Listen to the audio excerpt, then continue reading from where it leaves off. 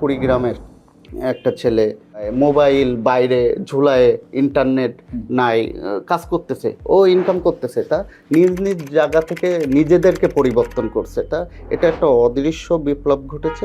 এই তুমি কি করো, ফ্রিল্যান্সিং করে, এই যে একটা পরিচয় দিতে পারে, এই পরিচয়টা আমি বের করে দিচ্ছি।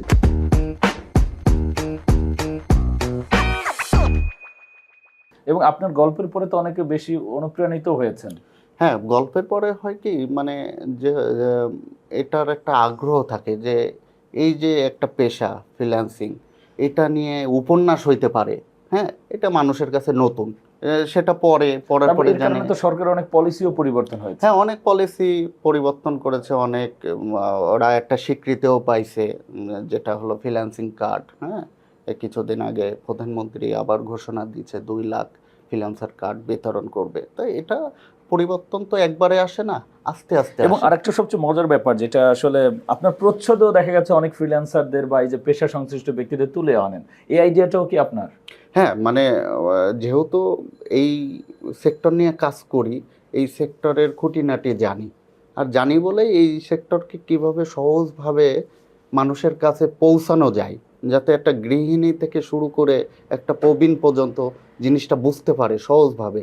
তা ওইটারই চেষ্টা করি আর কি, মানে পৌঁছানোর আর কি। সেক্ষেত্রে যদি আমরা একটু গল্পটা এইদিকে নেই, যে এই যে আপনি লেখেন ফ্রিল্যান্সারদের নিয়ে আউটসোর্সিং এর গল্প, আগে অনেক স্টোরি কম ছিল, আপনি তো অনেকগুলো গল্প লিখেছেন বা সঠিক তথ্য উপস্থাপন করেছেন। কি অবস্থা এখন আউটসোর্সিং এবং যারা ফ্রিল্যান্সিং করে? আসলে এটা হলো আহ, মানে যারা আমাদের বাংলাদেশে এটা খুব ভালো অবস্থা। ছেলেমেয়েরা, মানে আমি বলবো যে বাংলাদেশে একটা অদৃশ্য বিপ্লব ঘটেছে, যেটা কেউ জানে না। যে- যারা, মানে ম্যাক্সিমাম তরুণ তরুণী নিজ নিজ জায়গা থেকে নিজ চেষ্টায় তারা সফল হচ্ছে। এরা বলো কাউরের সহযোগিতা পাচ্ছে না। এরা দেখা যাচ্ছে, আমি দেখছি কুড়িগ্রামের একটা ছেলে হলো মোবাইল বাইরে ঝুলায়, ইন্টারনেট নাই, কাজ করতেছে, ও ইনকাম করতেছে, তা নিজ নিজ জায়গা থেকে নিজেদেরকে পরিবর্তন করছে। তা এটা একটা অদৃশ্য বিপ্লব ঘটেছে, যেটা হলো এই তরুণরা এবং এই ঘটিয়েছে। বিপ্লবেও তো আপনার বলা যায় যে একটা বড় অবদানও আছে। হ্যাঁ, অবদানটা আসলে কি, মানে ওরা মেন্টালি ভাবে ফ্রি হয়ে গেছে, মানে জবাবদিহিতা নাই যে এই তুমি কি করো, ফ্রিল্যান্সিং পড়ালেখা করি, বাদ দিয়ে কি করতেছো, ফ্রিল্যান্সিং করি। অথবা কি হ্যাঁ, ভবিষ্যৎ কি।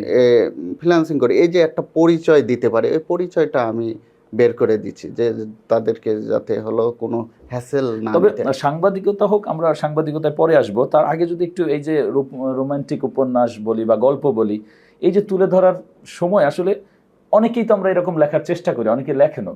আপনার লেখায় দেখা যায় যে ফার্স্ট স্টোরিটা আমরা পাই প্রথম, একেবারে সবাই অবাক হয়ে যায়। অনেক সময় জাতীয় পত্রিকার ফার্স্ট পাতায় চলে আসে। এবং তথ্য প্রযুক্তির এই গল্পগুলো যে ফার্স্ট পাতায় আসতে পারে, এটাও একটা বড় অনুকরণীয় বিষয়। তার চেয়েও বড় বিষয়, এই গল্পটার সোর্স আপনি কিভাবে ডেভেলপ করেন, মানে তথ্যটা কিভাবে পান? আসলে যে গল্প লেখে তার কাছে গল্প এমনিই চলে আসে। ঠিক আছে, আমার কাছেও ওভাবে আসে। আমি চলে যাই, দেখা যাচ্ছে গল্প পাই, একটা জেলায় দেখা যাচ্ছে 2টা গল্প বা 5টা গল্প পেয়েছি। দেখা যাচ্ছে আমি যেই তথ্য পেয়েছি তার মধ্যে 3টা গল্প, মানে যেই তথ্য পেয়েছি ওই তথ্যর সাথে মেলে না, ওই 3টা বাদ দিয়ে দিই, বাকি 2টা করি। এই গল্পগুলো আসলে লেখার কারণ হলো মানুষকে অনুপ্রেরণা দেওয়া। যেমন ধরেন, কুমিল্লার একটা স্টোরি লিখছিলাম, ওটা লেখার জন্য গিয়েছিলাম। ছেলেটার নাম জোবায়ের। সেই ছেলেটা এক আঙ্গুল দিয়ে কাজ করে। হ্যাঁ, এক আঙ্গুল দিয়ে কাজ করে এবং মাসে সে 30 থেকে 50 হাজার টাকা ইনকাম করে। তা এই ছেলেটা যদি 30 হাজার টাকা 50 হাজার টাকা ইনকাম করতে পারে, তাহলে আমাদের 4 হাত পা আছে, আমরা ভালো আছি, আমরা কেন পারবো না? এই যে একটা মানে সাহস, একটা অনুপ্রেরণা, একটা লজ্জা, যা দ্বারা তরুণরা হতাশ না হয় যে ও পারলে আমি পারবো না, এই যে একটা মনের ভিতরে একটা সেট করা যে আমি পারবো। ঠিক আছে, এই জন্যই এই গল্পগুলো লেখা। আমরা যে গল্পটা ছিলাম, আরেকটু বিষয় যদি আমরা একটু বলি, তিনি কিন্তু আসলে তার লাইফটা শুরু করেছিলেন সাংবাদিকতা হিসাবে, অর্থাৎ আইসিটি তার সাংবাদিকতার মেইন ক্ষেত্র, সেটি নিয়েও গল্প করব। তার তার আগে এই যে আইসিটি সেক্টর নিয়ে আমরা আসলে কথা বলছি, সেই জায়গাটায় এই যে ধরেন ফ্রিল্যান্সার নাদিয়া অথবা চরের মাস্টার, এইগুলো কি আসলে রক্ত মাংসের বাস্তব মানুষ, নাকি আপনার জাস্ট কল্পনা? না, আমি যাদেরকে নিয়ে লিখি আসলে আমি মানে এক কথায় বলতে চাই, আমি পাঠকদের মিথ্যা স্বপ্ন দেখাই না। আমি যেটা দেখাই বাস্তব, যাতে ও কিছু করতে পারে। আপনি যে গল্পগুলোর কথা বললেন, এরা সবাই রক্তে গড়ার মানুষ, আমাদের আশেপাশের। আমি বলবো এসব হলো এদের প্রতিনিধি। তাদের গল্পটা মানে আমি আশপাশের থেকেই পাই। আপনি এই গল্পগুলো আসলে বাস্তব, কোনোটা মানে কাল্পনিক না আসলে।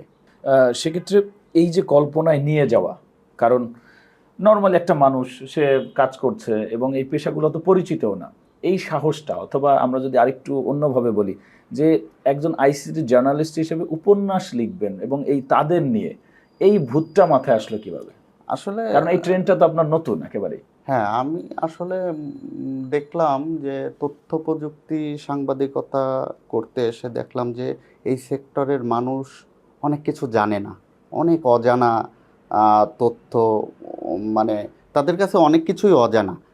মানে তারা তথ্য প্রযুক্তি মানেই একটা ভয় কাজ করে যে এইখানে সফটওয়্যার বা হ্যাকিং বা হলো অনেক কিছু থাকে, হ্যাঁ। তা ওই শব্দগুলোকে আমি হলো সাহিত্যর রূপ দিই, যাতে এটা সহজভাবে, ওই যে আগেও বলছি, একটা গৃহিণী থেকে শুরু করে একটা প্রবীণের কাছে যাতে সহজভাবে এটা তুলে ধরতে পারে, সেই কাজটাই করি, সেই চেষ্টাই করি, যাতে এই সেক্টরটাকে ভয় না পায়, সামনের দিকে এগিয়ে এগিয়ে যায়। এই যে এখন মানুষ হলো আস্তে আস্তে এআই এর দিকে যাচ্ছে। ঝুঁকছে, তাই এটা হলো আস্তে আস্তে নিজেকেও পরিবর্তন করে ফেলতেছে। যেহেতু এআই এর কথা বললেন, এই বিষয়ে জানার যে বিষয়টা সেটা হচ্ছে, এখন কিন্তু তথ্য প্রযুক্তির যুগে অনেক পরিবর্তন হয়েছে এবং আমরা এখন এআই এর সাথে পাল্লা দিয়ে এগুচ্ছি।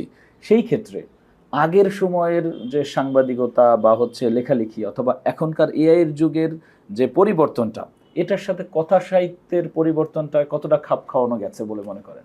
আসলে আমরা তো আহ, যেটা লিখি, যেটা ভাবি, ঠিক আছে, আমাদের তো যুদ্ধটা বলো এআই এর সাথে না, আমাদের যুদ্ধটা হলো মেধার সাথে আর যান্ত্রিক ত্রুটির সাথে, রাইট। ঠিক আছে।